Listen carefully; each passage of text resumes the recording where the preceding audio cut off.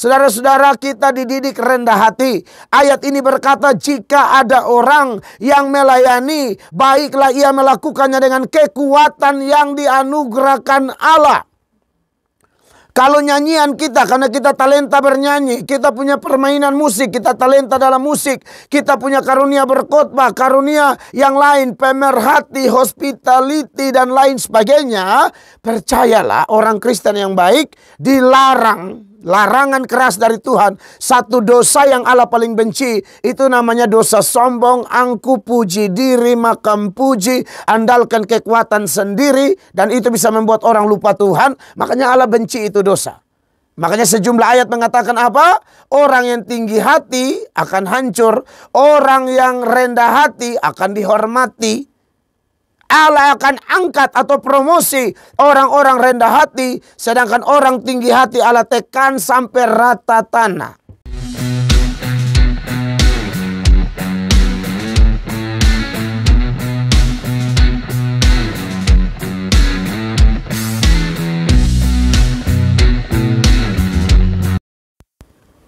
Pembacaan firman Allah bagi kita pada saat ini terpilih dari 1 Petrus 4 ayat 11 sampai ayat 14. Demikian bunyi firman Allah.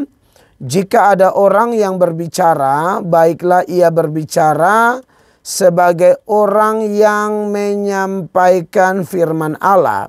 Jika ada orang yang melayani, baiklah ia melakukan dengan kekuatan yang dianugerahkan Allah, supaya Allah dimuliakan dalam segala sesuatu karena Yesus Kristus.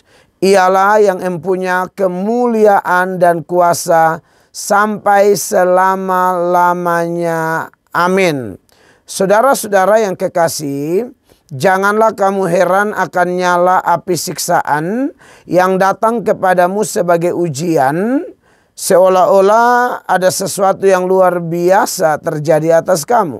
Sebaliknya, bersukacitalah sesuai dengan bagian yang kamu dapat dalam penderitaan Kristus, supaya kamu juga boleh bergembira dan bersukacita pada waktu ia menyatakan kemuliaannya. Berbahagialah kamu jika kamu dinista karena nama Kristus, sebab roh kemuliaan yaitu roh Allah ada padamu. Bapak Ibu, saudara-saudara yang diberkati oleh Tuhan Yesus, pagi ini kita akan mendapatkan berkat dari ayat-ayat yang sudah kita baca dalam surat 1 Petrus pasal 4 ini ya. Nah, menarik kekasih-kekasih Tuhan bahwa kalau kita mengikuti pembacaan firman Tuhan tadi ya, saudara-saudara, dari ayat 11 sampai ayatnya yang ke-14, ada beberapa kali Petrus sebagai penulis dipakai Tuhan untuk mengingatkan kita tentang adanya kemuliaan ya. Ya, kata dimuliakan, kemuliaan ya, itu ada di dalam ayat-ayat tadi. Di ayatnya yang ke-11 saja dia ada mengingatkan kita beberapa kali. Dikatakan di bagian sekitar akhir ayat 11, dia bilang supaya Allah dimuliakan dalam segala sesuatu karena Yesus Kristus. Ialah yang mempunyai kemuliaan dan kuasa sampai selama-lamanya. Terus kalau kita lihat lagi saudara-saudara, di ayatnya yang ke 13 dikatakan supaya kita boleh bergembira, supaya kamu juga boleh bergembira dan bersukacita pada waktu ia menyatakan kemuliaannya.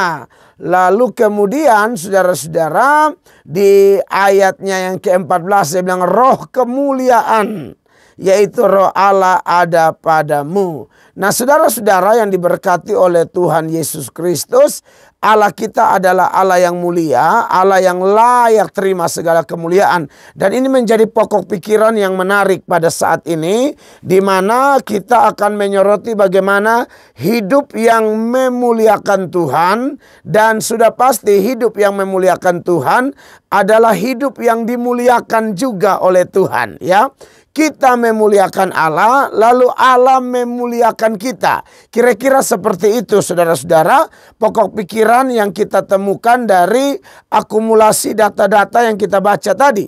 1 Petrus 4 ayat 11 sampai ayatnya yang ke-14. Menarik bahwa bagian firman ini yang dipenuhi oleh kata dimuliakan, kemuliaan dan lain sebagainya diperdengarkan kepada kita manusia yang menurut Alkitab gara-gara dosa kita telah kehilangan kemuliaan Allah. Ya, itu tak bisa dihindari. Ketika tanpa dosa, maka manusia dipenuhi oleh kemuliaan Allah.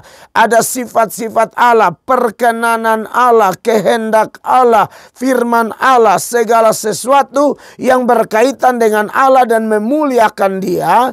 Allah percayakan itu kepada manusia. Tentunya dalam kualitas yang tidak sama dengan Allah. Karena bagaimanapun ada perbedaan yang begitu jauh antara pencipta dan ciptaan. Tetapi pemazmur berkata, siapakah manusia sehingga engkau menjadikan manusia hampir sama dengan Allah? Karena kita tahu bahwa pada waktu manusia diciptakan, firman Allah begitu jelas dalam Kejadian 1 ayat 26 dan 27. Ayat itu memberikan informasi bahwa manusia itu diciptakan menurut gambar dan rupa Allah. Ya, pengertian atau makna diciptakan menurut gambar dan rupa Allah adalah pada waktu Allah menciptakan manusia, Allah memasukkan sifat-sifat Allah itu ke dalam diri manusia dalam kualitas yang tentu berbeda ya, terbatas ya. Karena kita ciptaan. Misalnya Allah menciptakan kita sebagai pribadi yang mendapatkan sifat Allah. Salah satu sifat Allah adalah Allah itu kekal, kekasih-kekasih Allah. Maka kita itu diciptakan sebagai makhluk kekal. Kalau saudara bandingkan dengan Pengkhotbah 3 ayat 11, ayat itu mengatakan bahwa Allah menaruh kekekalan di dalam hati kita. Ya, tetapi kekekalan tidak sama dengan kekekalan Allah. Saya sudah ingatkan beberapa kali kalau saya khotbah di radio ini atau di mana-mana, bahwa kalau kekalnya Allah itu tak ada awal, tak ada akhir. Tak berawal, tak berakhir. Sedangkan kekalnya kita berawal dan tak berakhir. Berawal sejak kita dibentuk di rahim ibu kita dan kita dilahirkan ke dunia. Tapi nanti kita meninggal itu tidak akhir, saudara-saudara. Ya, kita yang meninggal itu hanya tubuh. Kita tidak akan berakhir. Ya, tak berakhirnya harus dalam kekekalan sudah pasti. Dan di kekekalan itu ada dua tempat yang Tuhan siapkan. Satu namanya sorga, satu namanya neraka. Ya.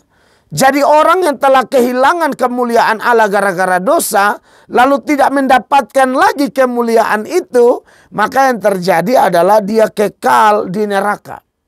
Ya. Sedangkan orang yang telah kehilangan kemuliaan Allah, tetapi kemudian mendapatkan kembali kemuliaan itu, dia akan kekal di sorga yang mulia. Bagaimana orang bisa mendapatkan kembali kemuliaan itu? Tidak lain tidak bukan ketika orang menerima Yesus sebagai Tuhan dan Juru Selamat. Makanya kalau kita bandingkan ya dengan Roma pasalnya yang ke-3 ya.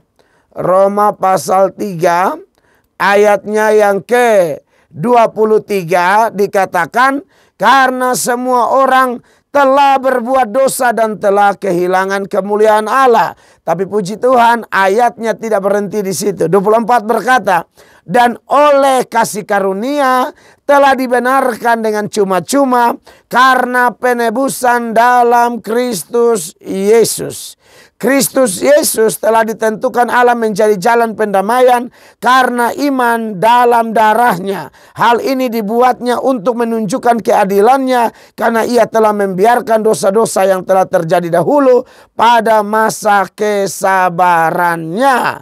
Maksudnya apa? Ayat 26. Maksudnya ialah untuk menunjukkan keadilannya pada masa ini supaya nyata bahwa ia benar dan juga membenarkan orang yang percaya kepada Yesus. Jadi kekasih-kekasih Allah, menarik bahwa ketika kita menyoroti tentang kemuliaan, ya, memuliakan dan dimuliakan. Itu dimulai dari orang-orang yang telah kehilangan kemuliaan Allah karena dosa, mengalami pemulihan dalam satu nama, satu pribadi, satu yang tidak bisa tidak akan kami serukan terus menerus, ya. Kalau kita bandingkan dengan data yang lain, ya, untuk mengingatkan bahwa memang sebagai pendeta tak terhindarkan bahwa kami akan berseru terus hamba-hamba Tuhan meneladani hamba-hamba Tuhan sebelumnya yang ada di Alkitab, baik para nabi, para rasul, hamba-hamba Tuhan yang lain yang Tuhan pakai, ya, sampai hari ini seruannya masih sama. Itulah ujung tombak pemberitaan, ujung tombak pelayanan. Pemberitaan kami, pelayanan kami hanya dengan tujuan ada jiwa diselamatkan, ada jiwa dipulihkan. Tidak ada yang lain, kekasih Tuhan. Saya bandingkan dengan 2 Korintus, ya. Dalam 2 Korintus pasal 5 itu, ya. Saya akan baca beberapa ayat, saudara-saudara. Di dalam ayatnya yang ke-16, 2 Korintus 5 ayat 16 dan seterusnya, dikatakan, sebab itu kami tidak lagi menilai seorang juga pun menurut ukuran manusia. Dan jika kami pernah menilai Kristus menurut ukuran manusia, sekarang kami tidak lagi menilainya demikian. Ayat 17 menarik. Jadi siapa yang ada dalam Kristus, ia adalah ciptaan baru, yang lama sudah berlalu, sesungguhnya yang baru sudah datang. Ya, yang baru sudah datang itu adalah orang lama yang telah kehilangan kemuliaan Allah. Tapi karena menerima Yesus, yang baru itu hidup penuh kemuliaan dan dipersiapkan untuk memuliakan Allah terus menerus. Dan semakin mengalami kemuliaan itu lebih lagi dan lebih lagi. Sampai puncaknya adalah kita masuk surga, ya. Face to face dengan Tuhan Yesus. Bertatap muka dengan Tuhan Yesus Kristus. Ya, ini menarik sekali. Lalu di ayat 18 dia menekankan lagi. Dan semuanya ini dari Allah yang dengan perantaraan Kristus telah mendamaikan kita dengan dirinya. Dan yang telah mempercayakan pelayanan pendamaian itu kepada kami. Sebab Allah mendamaikan dunia dengan dirinya oleh Kristus, dengan tidak memperhitungkan pelanggaran mereka. Ia telah mempercayakan berita pendamaian itu kepada kami. Ayat 20 menarik. Jadi saya juga boleh bermegah ketika saya menjadi juru bicara Allah, mengingatkan orang percaya di mana-mana tempat atau siapapun manusia yang masih hidup di bawah kolong langit ini. Saya mau kasih tahu begini. Jadi kami ini adalah utusan-utusan Kristus. Seakan-akan Allah menasihati kamu dengan perantaraan kami. Dalam nama Kristus kami meminta kepadamu, berilah dirimu didamaikan dengan Allah. Supaya apa? Manusia yang telah kehilangan kemuliaan Allah itu bisa kembali mengalami kemuliaan Tuhan dan hidup memuliakan Tuhan. Nah, menarik bahwa kalau dikatakan kita harus hidup memuliakan Tuhan, bagaimana kita hidup memuliakan Tuhan? Menurut 1 Petrus 4 ini, ya, mulai ayat 11. Saya berharap waktu memungkinkan supaya saya menyoroti semua, tapi tidak ada masalah karena kita selalu berseri, ya, khotbah eksposisi surat 1 Petrus 4 dalam acara Mazmur pagi ini.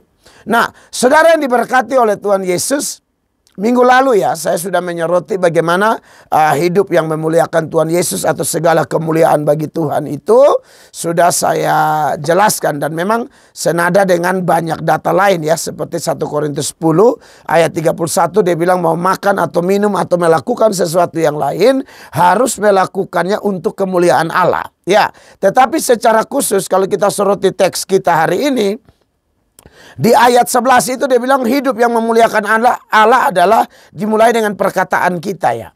Bahwa kalau ada orang berbicara menurut ayat 11, dan saya tidak ulang lagi, saya hanya singgung saja sebagian atau garis besar yang sudah saya soroti minggu lalu. Jika ada orang yang berbicara, Baiklah ia berbicara sebagai orang yang menyampaikan firman Allah. Ya jelas ya, orang yang dengar firman akan bisa menyampaikan firman Allah. Dan itu sangat memuliakan Kristus. Karena salah satu yang Kristus ingatkan kita di Markus pasal 8 ya. Ayatnya yang ke-38. Kalau saudara baca di sana, Tuhan Yesus bilang kalau ada orang yang malu mengaku aku dan perkataanku, ya, di angkatan yang tidak setia ini, Tuhan juga akan malu mengaku kita, ya. Kita hidup tuh memuliakan Allah, bukan mempermalukan Allah atau malu-malu menyatakan Allah. Ya, perhatikan ya. Markus 8 ayat 38.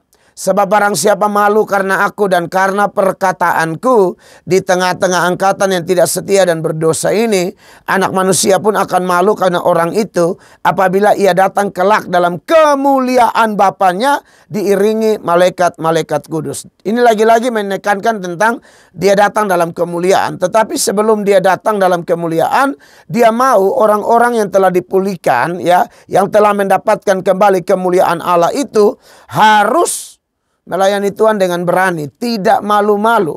Tidak malu terhadap apa? Dirinya dan perkataannya. Maka dikaitkan dengan 1 Petrus pasal 4 ayatnya yang ke-11 ini. Salah satu yang memuliakan Allah adalah dimulai dengan perkataan kita. Bicara seperti bicara firman Allah. Dalam hubungan suami istri, orang tua anak, ya, kerabat, tetangga, terutama di gereja. Apalagi dengan orang-orang yang belum percaya pada Yesus, kita harus menjadi saksi. Mengingat penerima surat Petrus ini ada di zaman di mana Kristen sangat minoritas, si Kristen sangat ditekan, Kristen ada dalam berbagai penderitaan, kesulitan dan lain sebagainya. Tapi itu tidak membuat mulut kita bungkam untuk memuliakan Allah. Apatah lagi konteks sekarang ya. Saya pikir kita mempunyai kebebasan yang lebih lagi untuk memuliakan Allah melalui perkataan kita, kesaksian kita, obrolan kita, omongan kita, khotbah kita, pengajaran kita, dan lain sebagainya. Lalu yang lain lagi di dalam ayat 11 dikatakan, jika ada orang yang melayani, baiklah ia melakukannya dengan kekuatan yang dianugerahkan Allah, supaya Allah dimuliakan dalam segala sesuatu karena Yesus Kristus. Ialah yang mempunyai kemuliaan dan kuasa sampai selama-lamanya. Amin. Jadi saudara, bagaimana supaya memuliakan Allah? Melayani. Ya, saya percaya kita semua ini tidak ada satupun yang tidak punya talenta ya. Saya sudah bahas sebelumnya di ayatnya yang ke-10 dikatakan layanilah seorang akan yang lain sesuai dengan karunia yang telah diperoleh tiap-tiap orang sebagai pengurus yang baik dari kasih karunia Allah. Jadi untuk melayani saudara-saudara, tidak ada alasan bilang, oh saya tidak ada talenta, saya tidak ada karunia. Ayat-ayat ini memperjelas, mempertegas bagi kita semua jemaat, orang Kristen, pendeta, hamba Tuhan pasti punya karunia, ya. Dan kita tidak usah tiru-tiru karunia orang ya. Saya sudah tekankan saat saya soroti ayat 10 ya. Tak usah tiru-tiru karunia orang.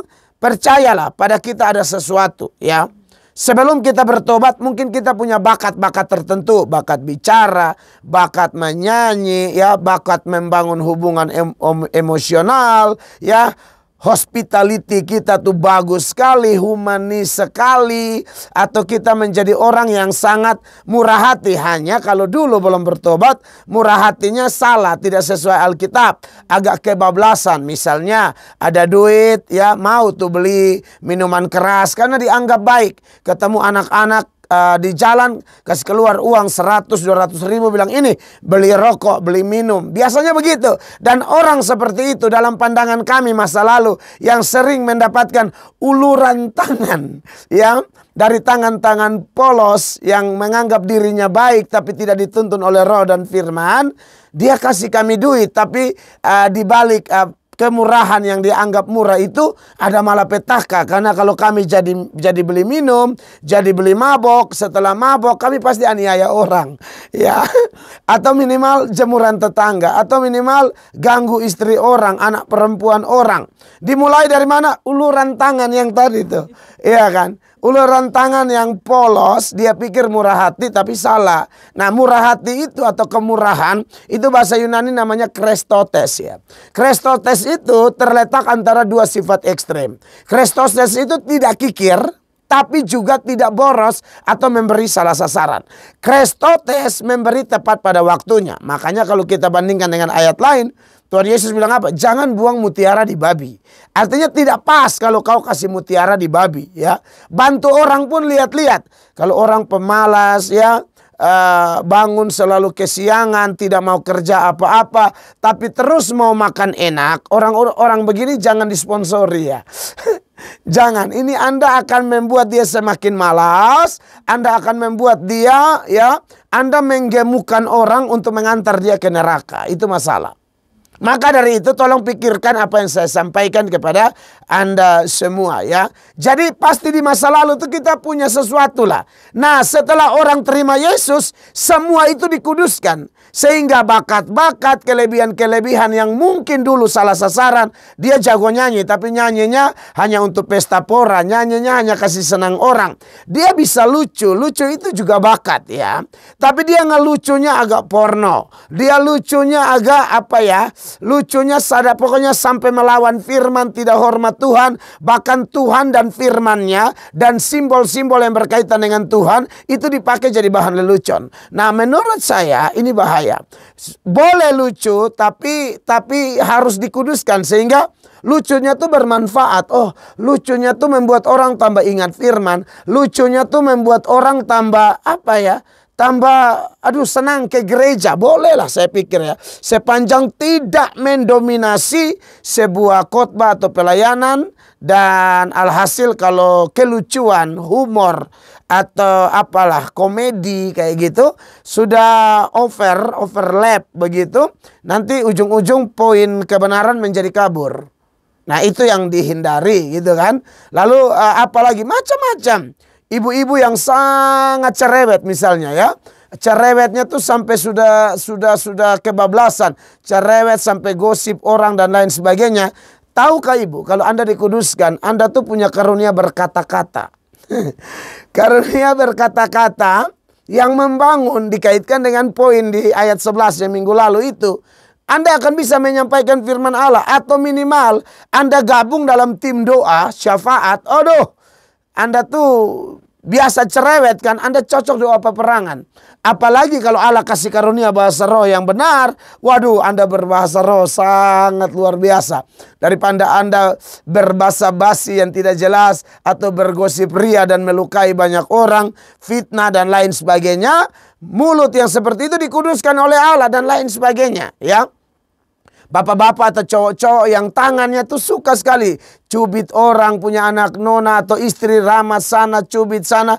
Kalau kau dikuduskan, kau cocok kerja di gereja, ya. Kau bisa raba kursi, ya kan? Bantu susun kursi. Kau bisa raba kabel, tapi cek ya, takutnya kabel telanjang. Selesai raba justru ambulans jemput. Nah, maksud saya adalah bahwa apapun kelebihan kita di masa lalu tuh kalau dikuduskan jadi. Benar saudara-saudara ya. Benar saudara. Saudara yang orangnya baik. Kalau saudara ngomong tuh menggugah hati ya. Walaupun saudara nipu gitu ya. Dulu kan kita menipu tapi orang percaya. Anda bayangkan kalau Anda bertobat. Karunia ini Tuhan pakai, Anda sampaikan firman menggugah hati orang. Iya kan? Bapak-bapak atau pria-pria yang suka selingkuh di mana-mana tuh ada cabang. Kalau Anda jadi pendeta, Anda bisa bayangkan berapa cabang gereja yang Anda buka. Minimal pos PI. Iya kan? Saudara, jadi percayalah bahwa kita yang masa lalunya buruk, asal terima Yesus dikuduskan menjadi ciptaan baru, pelayanan kita luar biasa. Nah, dan yang menjadi menariknya adalah kalau kita menyoroti ayat 11 ini ya, bahwa dikatakan di sini jika ada orang yang melayani, baiklah ia melakukannya dengan kekuatan yang dianugerahkan Allah. Ini yang bikin tambah semangat. Di sini kita dapat kekuatan baru, dapat informasi kudus bahwa apa? Kalau Anda dan saya melayani, seperti saya hari ini melayani di radio atau di mana-mana, itu bukan dengan kekuatan kami, tapi dengan kekuatan Allah. Haleluya. Orang Kristen harus tahu ini supaya jangan ada kita yang menyombongkan diri dan menganggap, oh saya bisa khotbah karena memang saya rajin belajar, saya bisa khotbah karena memang saya rajin berdoa, saya bisa khotbah karena memang saya punya ingatan di atas rata-rata, saya mampu menghafal ayat, menghafal materi di luar kepala, jam terbang tinggi, bla bla bla bla. Oh no, saudara-saudara, kita dididik rendah hati. Ayat ini berkata, jika ada orang yang melayani, baiklah ia melakukannya dengan kekuatan yang dianugerahkan Allah. Kalau nyanyian kita, karena kita talenta bernyanyi, kita punya permainan musik, kita talenta dalam musik, kita punya karunia berkhotbah, karunia yang lain, pemerhati, hospitality, dan lain sebagainya. Percayalah, orang Kristen yang baik dilarang. Larangan keras dari Tuhan. Satu dosa yang Allah paling benci, itu namanya dosa sombong, angkuh, puji diri, makam puji, andalkan kekuatan sendiri. Dan itu bisa membuat orang lupa Tuhan. Makanya Allah benci itu dosa. Makanya sejumlah ayat mengatakan apa? Orang yang tinggi hati akan hancur, orang yang rendah hati akan dihormati. Allah akan angkat atau promosi orang-orang rendah hati, sedangkan orang tinggi hati Allah tekan sampai rata tanah. Maka dari itu, kalau Anda dan saya bisa, sejumlah ayat mengingatkan kita bahwa itu bukan karena saya dan saudara. Saya bandingkan, misalnya seringkali orang salah mengartikan ayat berikut ya. Dianggap bahwa oh kita berjeripaya jadi seolah-olah itu kekuatan kita. Tidak sama sekali ya. Efesus pasal 2 ya. Ayat 12 kan dikatakan di sana demikian ya. Hai saudara-saudaraku yang kekasih, kamu senantiasa taat. Karena itu tetaplah kerjakan keselamatanmu dengan takut dan gentar. Bukan saja seperti waktu aku masih hadir, tetapi terlebih pula sekarang waktu aku tidak hadir ya. Seringkali orang berhenti di ayat 12 dan mulai mendorong orang, ayo kerja, ayo kerja, ayo kerja, tanpa menjelaskan ayat selanjutnya. Ayat selanjutnya ini adalah jaminan yang membuat orang menerima tugas bukan sebagai beban, tapi sukacita besar. Kenapa? Karena dia tahu dia tidak melayani dengan kekuatannya, dia tidak taat dengan kekuatannya, dia tidak bekerja dengan kekuatannya. Dia tidak berjuang dengan kekuatannya. Tapi dengan kekuatan siapa? Kekuatan Allah. Makanya ayat 13 bilang begini. Ya, data pembanding. Filipi 2 itu dikatakan, karena Allah lah yang mengerjakan di dalam kamu. Garis bawahi. Karena Allah lah. Nah, ini harus ditekankan ini. Supaya jangan ada kita yang sombong. Ya, saya sudah bangun dari pagi-pagi benar. Ya kan? Saya sudah saat teduh, baca Alkitab, lalu datang pelayanan. Tapi apakah itu saya? Sama sekali bukan. Orang Kristen yang percaya Tuhan akan sangat memuliakan Tuhan dan menonjolkan Allah, bukan menonjolkan diri.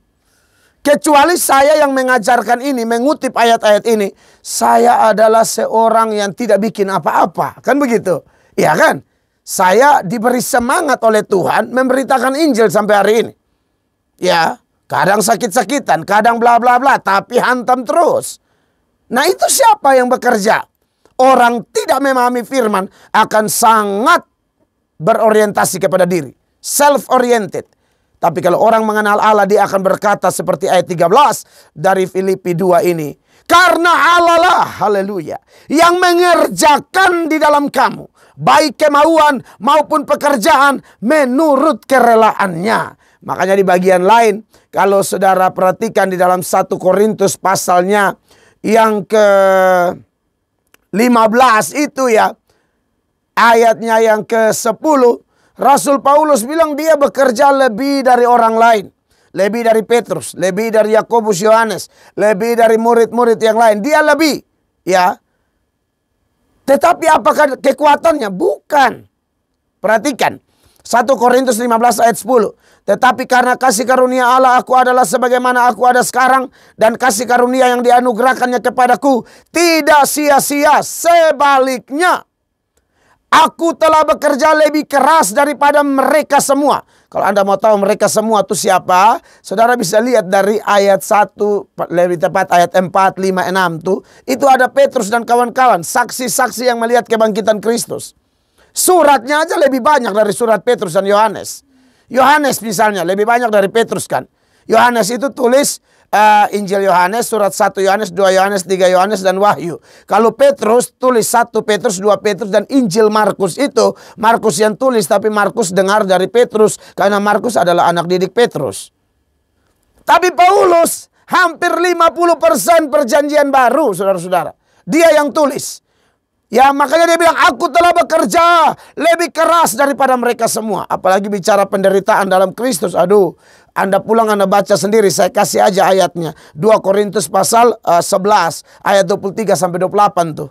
Di situ Paulus bilang, saya dianiaya, didera, disiksa, hampir mati, karam kapal, puasa, musuh di kota, di desa, di padang, musuh dari dalam, dari luar, saudara palsu, dari orang Yahudi, non-Yahudi.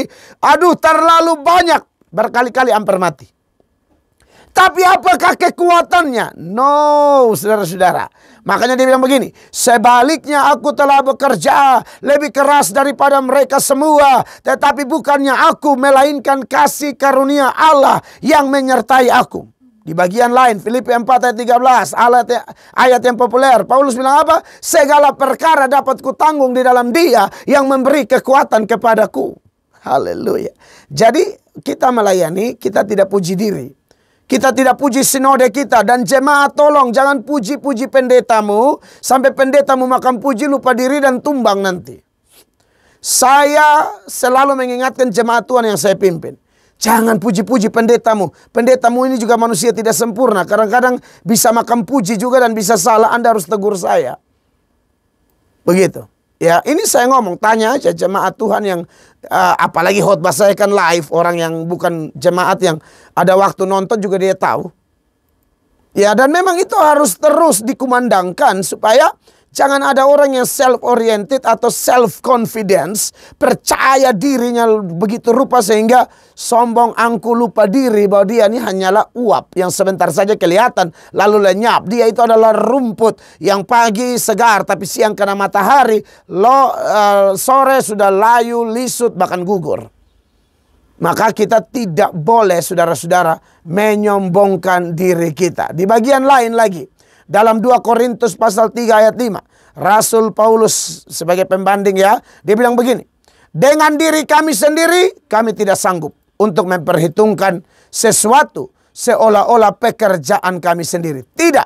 Kesanggupan kami adalah pekerjaan Allah. Haleluya. Apa kesanggupannya? Kesanggupan kami adalah pekerjaan Allah. Jadi tidak ada orang hebat ya. Saudara-saudara yang diberkati oleh Tuhan Yesus Kristus. Jadi memang hidup harus memuliakan Tuhan. Dan kalau kita lanjut lagi di ayatnya yang ke-12 sampai ayatnya yang ke-14 yang saya sampaikan tadi atau saya baca tadi buat kita. Di situ mulai menonjolkan tentang penderitaan. Nah, ini pas nih. Orang yang mau berbicara seperti menyampaikan firman Allah dengan tujuan memuliakan Allah. Orang yang mau melayani dan yakin bahwa pelayanannya berhasil. Bukan karena kekuatannya, tetapi karena kekuatan Allah. Maka setelah ayat 11, ayat 12, 13, 14 dan seterusnya sampai 16. Dia mulai bicara tentang penderitaan. Nah, menarik bahwa penderitaan ini juga saudara-saudara sangat penting diingatkan bahwa bukan berarti sudah ada keinginan dan komitmen yang kuat memuliakan Allah lalu hidup enak-enak saja. Tidak. Ayat 12 Petrus bilang begini. Saudara-saudara yang kekasih, janganlah kamu heran akan nyala api siksaan yang datang kepadamu sebagai ujian, seolah-olah ada sesuatu yang luar biasa terjadi atas kamu. Ya.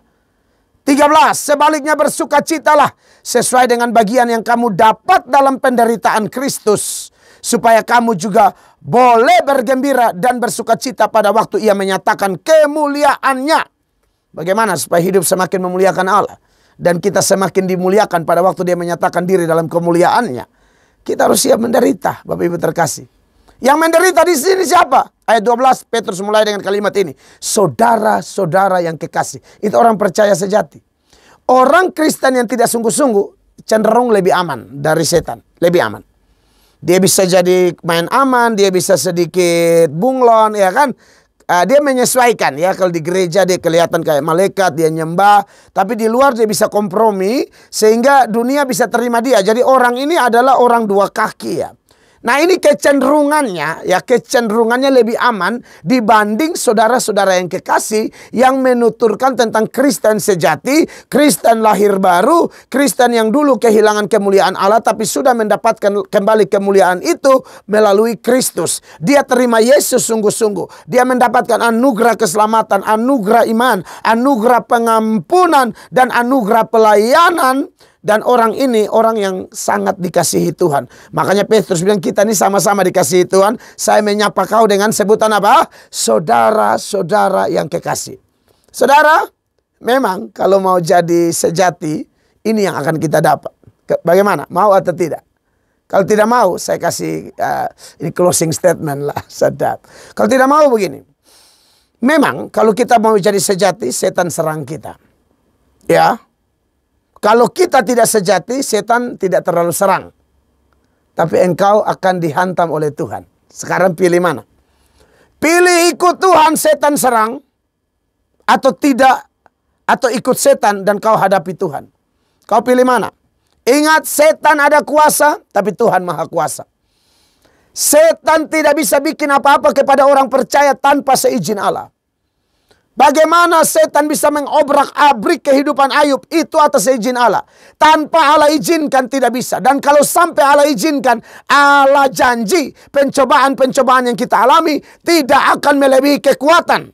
Allah setia. Dia akan berikan kita jalan keluar sehingga kita sanggup menanggungnya seturut 1 Korintus 10 ayat 13. Makanya Ayub kuat.